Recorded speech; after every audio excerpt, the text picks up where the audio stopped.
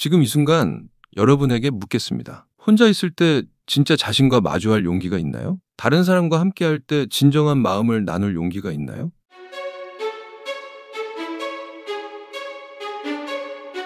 사람들은 당신이 무슨 말을 했는지, 무슨 일을 했는지 잊어버릴 것이다. 하지만 당신과 함께 있을 때 어떤 기분이었는지는 절대 잊지 않는다. 마야 안젤루가 남긴 이 말은 단순한 관찰이 아니었습니다. 평생 사람들과 관계를 맺으며 깨달은 가장 본질적인 진실이었어요. 하지만 여기서 놀라운 건 안젤루가 이 진실을 깨닫기까지 먼저 배워야 했던 것이 있다는 점입니다. 바로 혼자 있는 법이었어요. 어린 시절 성폭행의 트라우마로 5년간 침묵했던 안젤루는 그 침묵 속에서 역설적으로 가장 중요한 교훈을 배웠습니다. 다른 사람과 진정으로 연결되려면 먼저 자기 자신과 연결되어야 한다. 오늘 우리는 안젤루가 평생에 걸쳐 완성한 관계의 지혜를 배울 겁니다. 혼자 서고 함께 서고 결국 모두와 함께 서는 법을요. 혼자 서기, 나 자신과 편안해지는 법. 안젤루는 이렇게 말했습니다.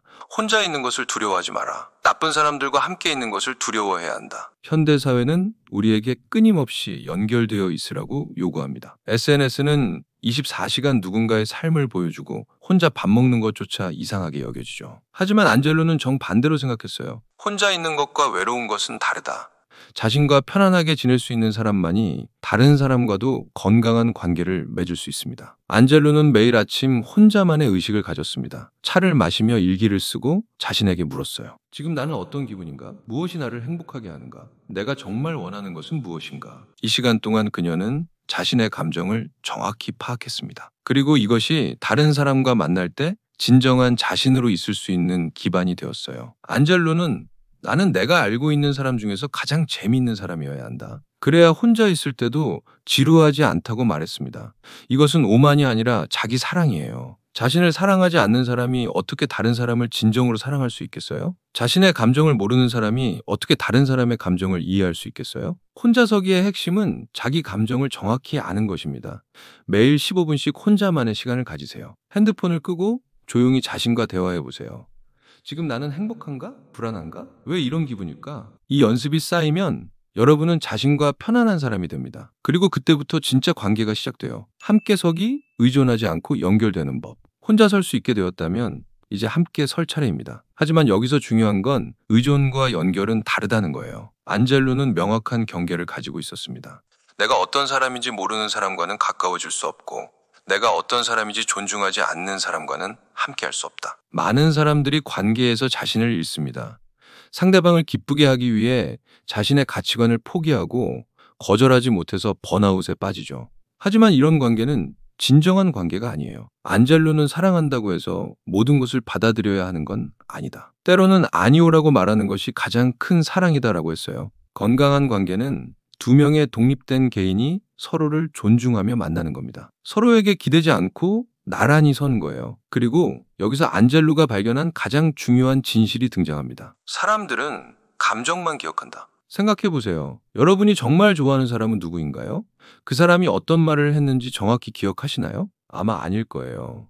하지만 그 사람과 함께 있을 때 어떤 기분이었는지는 선명하게 기억할 겁니다. 편안했나요? 이해받는다고 느꼈나요? 자신답게 있을 수 있었나요? 반대로 피하고 싶은 사람도 마찬가지예요. 그 사람의 말보다는 그 사람과 있을 때의 기분이 기억나죠. 위축되고 판단받는다고 느끼고 가면을 써야 한다고 생각했던 것들. 안젤루는 논리는 사람을 설득하지만 감정은 사람을 움직인다고 말했어요. 우리가 누군가를 기억하는 이유는 그들이 얼마나 똑똑했는지가 아니라 그들이 우리를 어떻게 느끼게 만들었는지 때문입니다. 함께 서기의 핵심은 상대방의 감정을 읽고 좋은 기분을 선물하는 것입니다. 오늘부터 누군가와 대화할 때 이렇게 물어보세요. 어떤 기분이야? 그때 어떻게 느꼈어? 그리고 정말로 귀 기울여 들어보세요. 조언하려고 하지 말고 해결책을 주려고 하지 말고 그냥 이해하려고 노력해 보세요. 그것만으로도 상대방은 당신과의 시간을 따뜻하게 기억할 겁니다. 모두와 서기, 개인에서 공동체로 확장하는 법. 안젤루에게 관계는 개인적 차원에서 끝나지 않았습니다. 그녀는 개인의 치유가 공동체의 치유로 이어진다고 믿었어요. 안젤루는 인권운동가였습니다.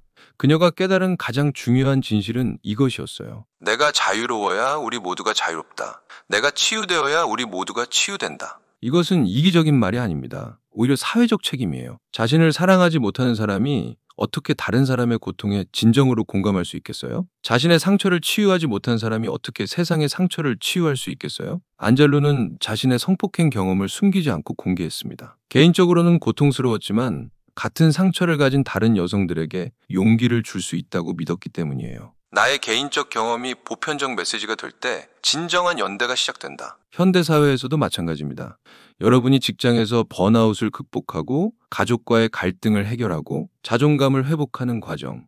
이 모든 것이 단순히 개인적인 성장에서 끝나지 않아요. 여러분의 변화가 주변 사람들에게 영감을 주고 그들도 변화하게 만들 수 있거든요. 한 사람의 용기가 10사람의 용기를 만들고 그것이 100사람의 변화로 이어집니다. 안젤로는 우리는 혼자가 아니다라는 메시지를 평생 전했습니다. 각자의 고통은 개별적으로 보이지만 실제로는 모두 연결되어 있다는 거예요. 여러분이 느끼는 외로움, 불안, 정체성 혼란, 이것들은 개인의 문제가 아니라 시대의 문제예요. 그래서 해결책도 개인적인 동시에 집단적이어야 합니다. 모두와 서기의 핵심은 나의 치유를 나누는 것입니다. 여러분이 극복한 경험을 숨기지 마세요. 그것을 나누세요. 블로그든 대화든 작은 모임이든 여러분의 이야기가 누군가에게 빛이 될 수 있습니다. 마야 안젤로는 평생 이 세 단계를 실천했습니다. 혼자 서기, 매일 아침 자신과의 시간을 가지며 내면을 들여다봤습니다. 함께 서기, 만나는 모든 사람에게 따뜻한 감정을 선물하려 노력했습니다. 모두와 서기, 자신의 고통을 숨기지 않고 공유하며 사회를 변화시켰습니다. 그녀는 생전에 이렇게 말했어요. 나는 사람들이 나를 기억할 때 따뜻함을 느꼈으면 좋겠다. 내가 그들의 삶에 작은 빛이 되었으면 좋겠다. 그녀의 소원대로 안젤로를 떠올리면 따뜻함이 느껴집니다. 왜냐하면 그녀는 자신을 먼저 사랑했고 그 사랑이 넘쳐서 다른 사람들에게도 전해졌기 때문이에요. 여러분도 그런 사람이 될 수 있습니다. 혼자 있을 때는 자신과 깊이 연결되고 함께 할 때는 상대방의 마음을 움직이고 결국 공동체 전체의 빛이 되는 사람. 외롭지 않게 혼자 있을 수 있고 자신을 잃지 않으면서도 깊이 연결될 수 있고 개인의 성장이 모두의 성장으로 이어지는 사람. 지금 이 순간 여러분에게 묻겠습니다. 혼자 있을 때 진짜 자신과 마주할 용기가 있나요? 다른 사람과 함께 할 때 진정한 마음을 나눌 용기가 있나요? 그리고 당신의 치유를 세상과 나눌 용기가 있나요? 댓글로 여러분의 이야기를 들려주세요. 혼자 있을 때 가장 행복한 순간은 언제인가요? 누군가와 함께 있을 때 가장 감동받았던 순간은 언제인가요? 그리고 당신의 경험이 누군가에게 도움이 되었던 순간이 있나요? 여러분의 이야기가 다른 누군가에게 따뜻한 빛이 될 것입니다. 마야 안젤로 시리즈는 여기서 마칩니다. 하지만 여러분의 여정은 이제 시작입니다. 혼자 서고 함께 서고 모두와 함께 서는 그 길을 오늘부터 걸어가세요.